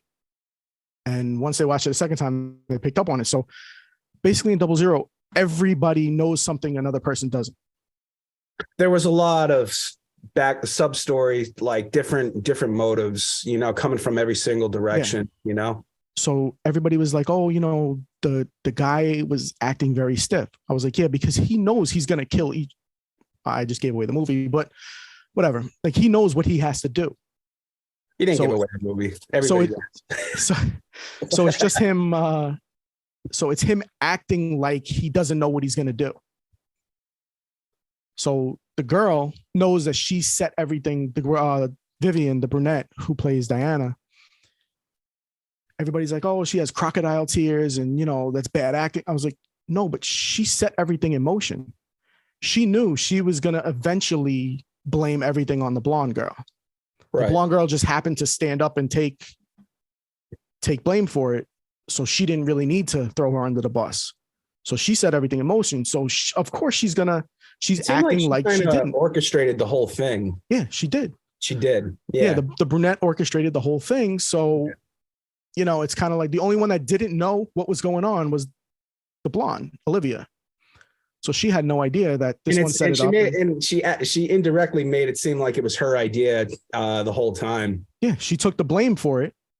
And a lot of it was the facial acting. So we worked on that where, I had them timing like different looks.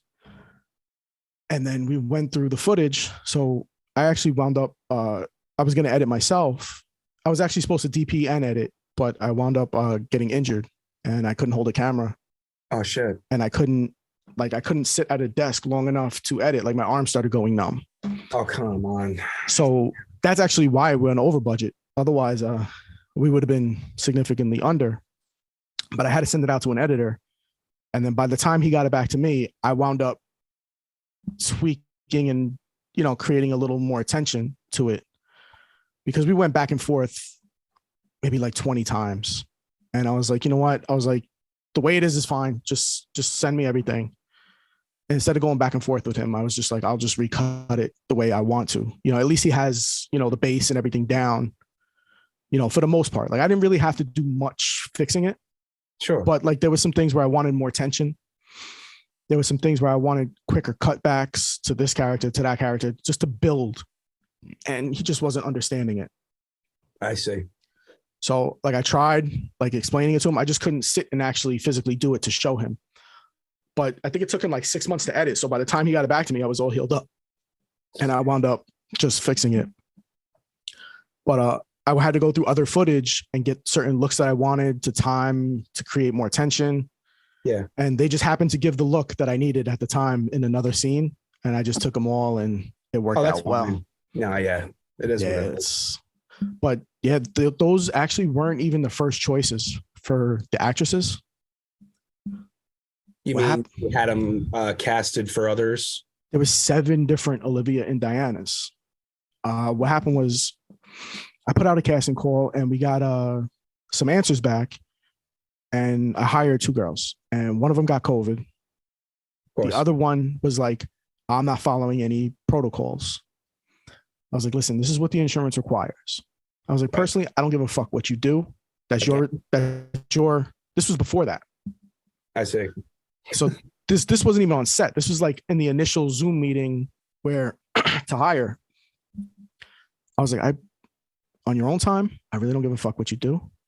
wear a mask, don't wear a mask, whatever it was. Just, I don't care. But while you're on my time, this is what the insurance requires of me. This is what I require of you. Sure. So this happened, like 3 different people just refused. I was like, okay, no problem. See, Obviously you don't want to work during this downtime. That's fine. So then I went through all of it again, and I'm like, you know what? I'm just going to delete everybody, and I'm going to just redo another casting call. So that was from Actors Access. And then I was like, you know what? I've had such good luck on Backstage. Because everybody was like, oh, you got to do Actors Access is better. mm-hmm. So I did Actors Access, and that's what I got from Actors Access. I got nothing but a hard time from everybody. So I was like, all right, I've had good luck in Backstage. I'm going to use it. So I put an ad on Backstage. And from that, the first one was the 2 that I actually wound up in the film. They were my first choices from the first ad in Backstage. So it worked out, but there was like 6 or 7 different Olivia and Diana combinations before that, those 2. Did you ever feel like maybe from the ones that weren't picked for this particular project, you could go back to them for another project that you might be working on? I'm extremely stubborn. Are you? So you fuck me once, that's it.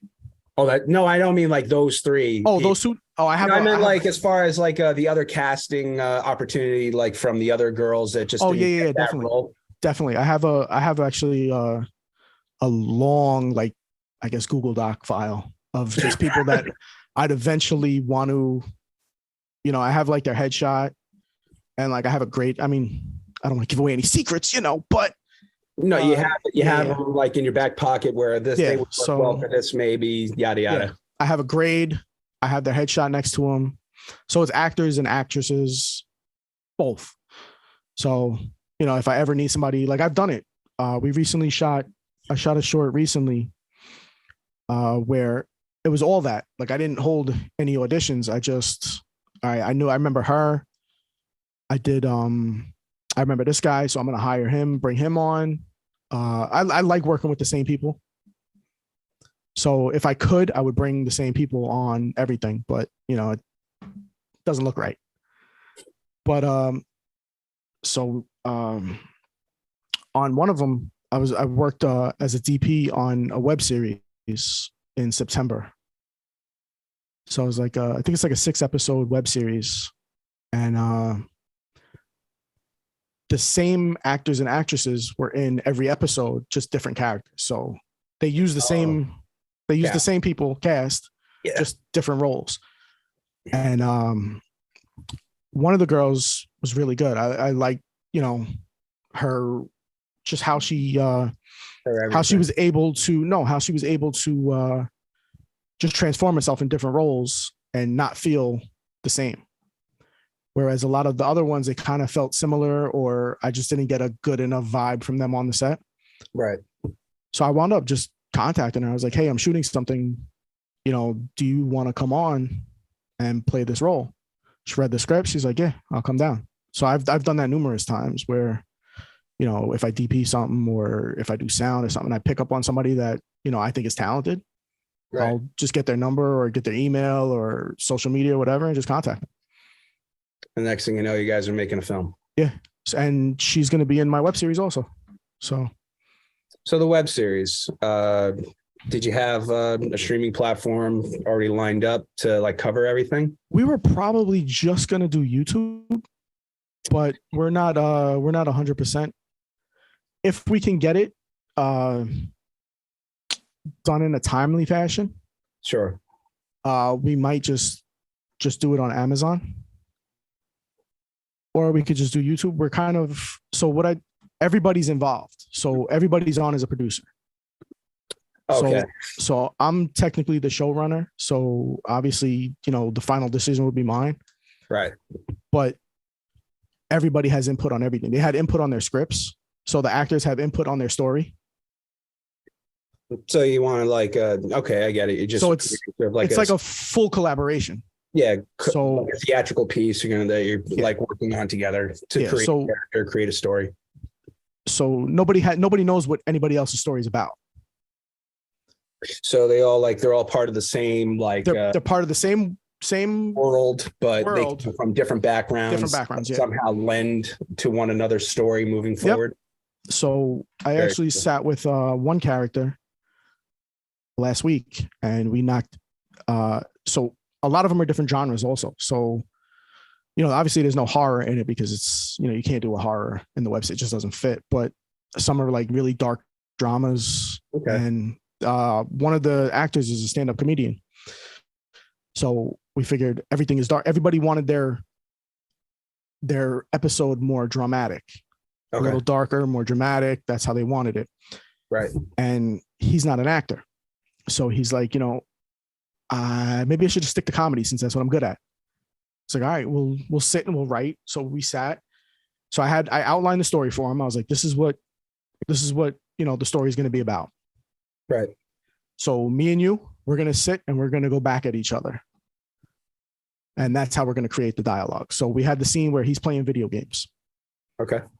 And he's, yelling at a little kid, telling the little kid to go fuck his mom, what a typical Xbox, back and forth.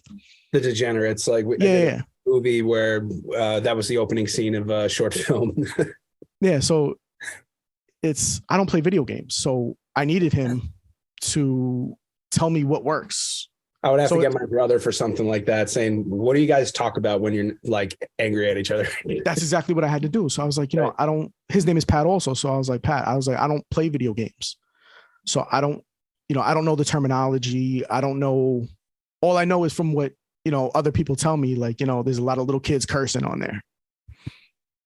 So he's like, yeah, pretty much, everybody just fucking, just curses at each other. Oh. So in this dark story of an attack on New York City is this degenerate guy playing video games with a hooker leaving his house. She's in his house. She's in his house. Yeah, she's done. He's getting ready for work, but he's playing video games. Mm-hmm. So the hooker's leaving the house. He's yelling at a little kid. And then it goes into, him and his cousin into like a deep conversation from there. So it's kind of like, that episode is like all over the place, and it's the middle episode. So it kind of breaks up the dark. Oh, okay. So, but he's not an actor, so we wanted to stick with the comedy. So we just literally sat here for a couple hours just making fun of each other back and forth. Sure. And that was how he came up with all the dialogue for that. And his episode is finished. We're actually going to shoot that in a couple of weeks, his portion of the episode. I'm really excited for you, Pat. So, it seems like you got a lot on your plate, but you come off very organized. You've always followed up. You definitely have a resume where, you've actually had some great projects under your belt, and I can't believe you're doing it all out of pocket. That's just like, that kind of just like blows me away, where it's like, sucks, doesn't it? You got a lot of passion. I really respect it, but I got a lot of bills now. Well, that's what I mean, that's the other thing, but you've been responsible thus far. You're not, it doesn't sound like you're taking shortcuts at all. No, the one thing I kind of always want is, no matter what, I want it to look professional. I want it to sound professional. I know the writing's going to be there because, technically I'm a professional writer. Even though screenwriting, real writers don't look at screenwriting as profession. They think it's like the redheaded stepchild, which it is, because I can't write a fucking book. Like, if you put me in front, I don't know how to write a fucking novel. I know how to do screenwriting. That's it. I write how I talk. So, I can't write a novel like that, but characters, I can mold a character the way I talk, the way I know this person talks. So, that's the thing. A lot of people just write general dialogue. So when you have general dialogue, you give it to an actor, it's tough for them to work with general dialogue. So it's going to come off sounding generic. No matter what the actor does to it, it's still going to come off sounding generic. Mm-hmm. So if you put a few, like if your film is set in Boston and you're not using, it doesn't have to be a Boston accent, but if you're not using something that makes it flow naturally to Boston, like if you don't know any Boston slang, if you don't know any nuances or no nuances to anything. Right. It's not culture. It doesn't line up. Yeah. And I'm sure you've seen a bunch of films like that, because I know I've seen them when I've done judging for festivals where there's a lot of just generic talk. I've seen them where they were accurate, but not where they just kind of missed the mark, you know? Yeah. I've seen a lot that actually missed the mark. Okay. And it's like, you know what not to do. And basically that's how I make a career. I fix dialogue for people. So join the club. it's tough, man. Because it's just a little research goes a long way.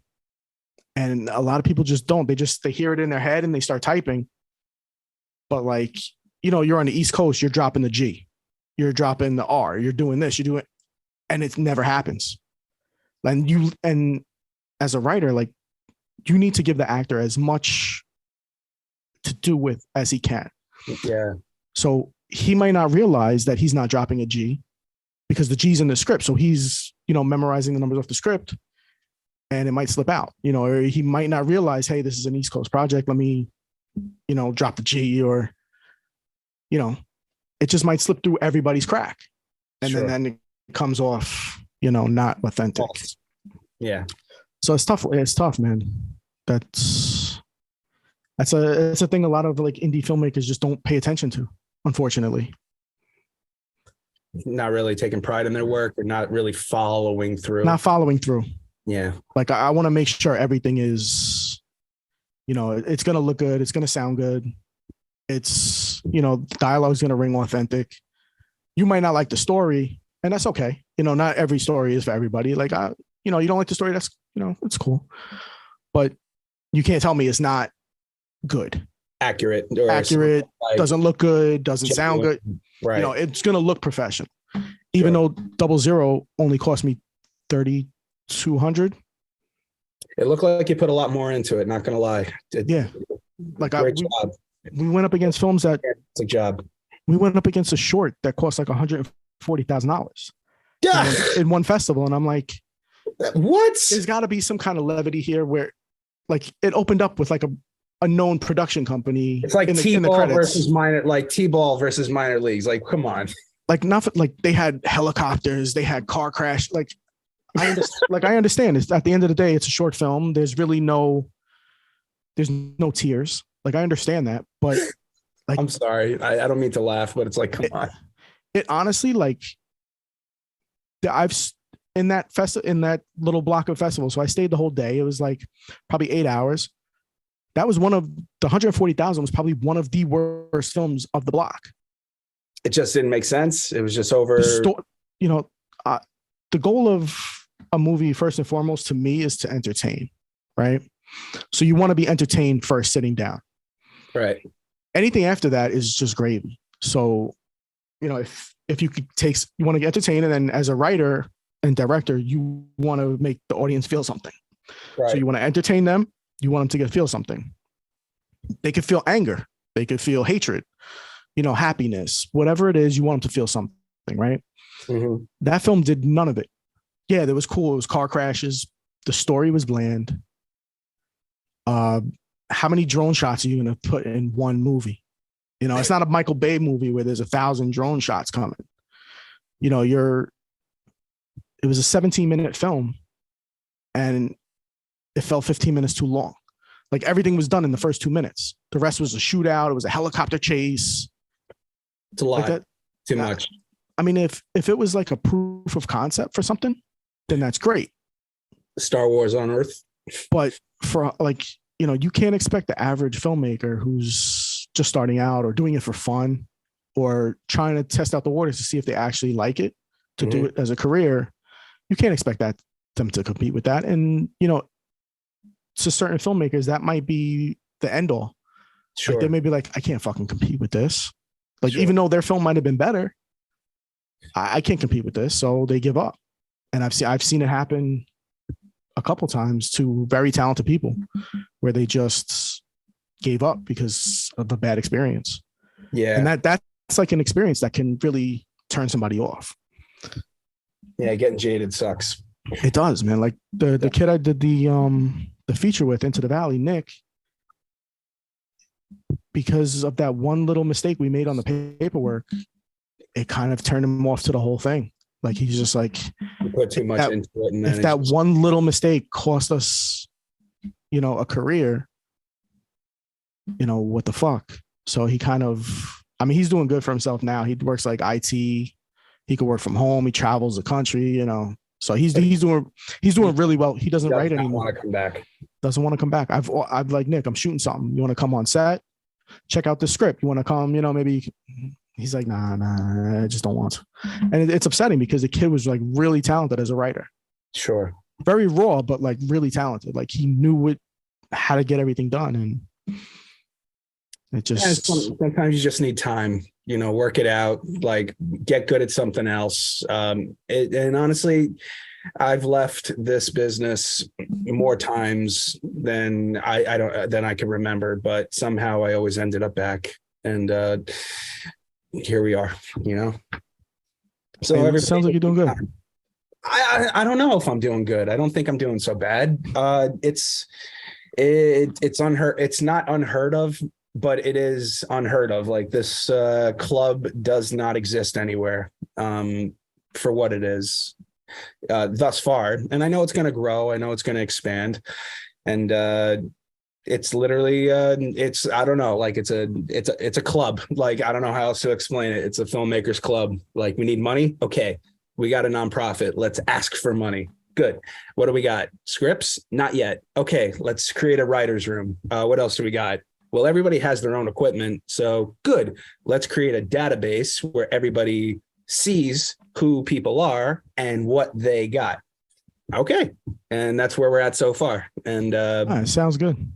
It's stupid simple. It just never existed to my knowledge anywhere else, And honestly, when I finished acting school, I needed something just like this to start getting the experience, maybe start making some money, maybe after 10 years, get that big break. But I guess I had to be the one to make it. There's actually a bunch of writers clubs like that. Identical, but not identical, but a lot of writers get together. And I want to say, I mean, I went once, and writers, they're different than filmmakers. Like a lot of writers just can't take criticism of their own work. I understand. Yeah. And it's just a meeting of butting heads. That's pretty much all it was. I was like, I'm done. It's too much. I went once and that was it. And these guys meet every week and they argue every week.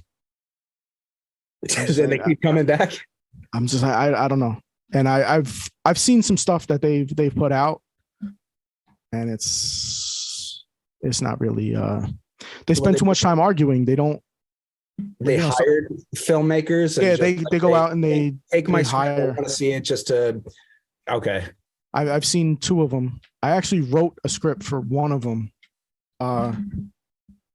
because he was having a problem with his script. So I actually adjusted it for him, and he wound up going with his script. And he submitted it, and I don't think he got in any festivals, and he was pretty pissed. So he's like the only one that I still talk to from that group. But I think there's like 20 of them, and they meet every week. And I want to say probably around by Busch Gardens down there in Brooklyn. Oh, okay. So every week they go to like I don't know if it's like a coffee house, or maybe it's like a restaurant that one of them own. Do they have like a name of the club or the group where they're just like writers? I can get a few. I don't remember it off the top of my head, but I can get a few. I'll just email it to you. Shout out to the Brooklyn boys. Yeah, it was something different. Definitely something different. Well, for all the people that listen to this podcast, if ever they want to see your work or that YouTube channel, where can they find you? You can actually find everything on my website, which is Always Write, WRITE Pat.com, www.alwayswritepat.com, and Always Write Pat at all the social medias, except TikTok. I think I'm a little too old for TikTok, and I can't dance, so it doesn't fit well with me. I hear you, man. So for anybody listening, you got any shout outs for anybody listening, or any words of wisdom for those who maybe get a little jaded, but Yeah, if you don't love it, don't do it, because you really have to love this there's a lot of rejection. A lot of rejection. Even if you put up your own money and you make your own film, there's a lot of rejection. So, I mean, 00 did well for me, but I still think we were at like 55% acceptance rate for festivals. And I mean, we won like 60 awards, but it's still 55% acceptance rate. So you got to deal with that 45%. Like, fuck, why didn't they like it? And nobody ever tells you why. Well, bro, in baseball, that's Hall of Fame status, because like you're batting 30% and you're still in the Hall of Fame. And I think you're outplaying a lot of players. But it's either judge, right? You either hit a home run or you strike out. That's the nature of the beast. But if you gotta take pride, and if you're proud of it, keep going. Yeah, that's all that matters. But if you don't love it, don't do it. If you don't love it, don't do it. That's the word of the day. All righty. Well, we're going on 2 hours. This was a solid podcast. Oh, damn. I didn't even say Pat, this went by so quick, man. Yeah, man. If you need anything, just let me know. Just you got my email. So. Yeah, we got a lot of things coming up in the near future. We're going to be doing some screenings down at the Culture Lab this summer. We meet up every Wednesday night to see other people in the club, shaking hands. And then on Sunday afternoons, we got the writer's room starting today, now April. And of course, I love your resume. We got a couple of projects in development. I would love to share them with you, and I'll definitely be in touch. Yeah, you got my email. Anytime, usually available by email anytime. Well, if you had a project that you prefer, do you prefer, if you had only like a cat or dog type of a thing, mm-hmm. Do you like cops more or do you like firefighters more? Firefighters. Facts. Let's go. There's not enough. There's not enough. I mean, what do you Backdraft? I love that movie, but it's a great movie. When I was like 8 years old or something like that. You're limited in the firefight. Chuck and Larry, like that was like the last big. Yeah, I know. And then there was like I don't know if it was Ladder 41. 49 with Ladder 49. 49. But there's there's not that many. Like I would definitely like to see like a different type of firefighters. Every movie has something to do with cops pretty much nowadays. All right, I gotta email you, bro. What are you doing for the next like hour? Or 30 minutes in the next 30 minutes. I should be good for 30 minutes. It's all it takes. I'm going to email you something, a lot of stuff. I'd love for you to take a look. Yeah, definitely. Well, Pat, honestly, it's a pleasure, man. I really hope to have you come back to the Triborough Film Festival. And for those of you out there listening, be sure to like and subscribe on YouTube. Be sure to catch us on June 7th at City Field. It's free to attend. Come check out the Astoria Filmmakers Club booth, because by then we should have a beta of a streaming platform. And if you do need help with financing for your film or getting it on a streaming platform, consider joining the Astoria Filmmakers Club, because we're all just like you, and we're all shooting and pursuing the same goals. What is that, June 7th, you said? June the 7th at Met Stadium at City Field. It's Shea Stadium. Let's be real. It's Shea. It's not City Field. They tore it down, did they not? Yeah, but it's always will be Shea. It's Shea Stadium. Stadium. I know. I grew up right there, so it's always Shea for me. It's always all right. I get it. I've been there once, never watched a game. Would you go for a concert? No. It was a fifth grade field trip where we got to go see the Mets play at Shea Stadium. But then all of a sudden, next thing you know, they get rained out the second we get there. And went to a few Yankees games. I loved it, but not for nothing. Like in my gut and in my heart, I was born in Brooklyn. I just like the Brooklyn Dodgers, who happen to live in LA. I don't know. I guess it's the color hat, and I just like I like that hat more. So I'm gonna like the Dodgers. Yeah, I grew up right next to Shea. I'm a Yankee fan, so it's. I haven't watched a baseball game in like 6 years because I'm like, you know what? I'm done. I'm jaded. I don't play baseball anymore. I don't want to even deal with it. You gotta have a Astoria Filmmaker softball team. Well, we do want to have a barbecue, and if we do have a really good, legit stronghold in the film business, we do know the Screen Actors Guild has a wooden bat league where they play other players all over the city. We could actually jump on that and create our own AFC team. Yeah, but then you got to deal with SAG. We don't. I mean, we'll beat the shit out of them. They'll probably charge you just to come down. Fucking SAG. You might be right. I don't know. I hate SAG. I'm going through hell with them right now. So a friend of mine actually played with J.K. Simmons on the baseball team, and I'm like, really? You're like, yeah, he's a great baseball player. All right, that's cool. All right, man, let me let you go. I don't want to hold up. Yeah, I gotta eat some lunch, and then we got the writer's room. But check your email. Everybody listening, thank you for tuning in. And always remember to never forget community, creativity, and joy. Thanks a lot, Pat. Thank you. Ciao for now. Take care.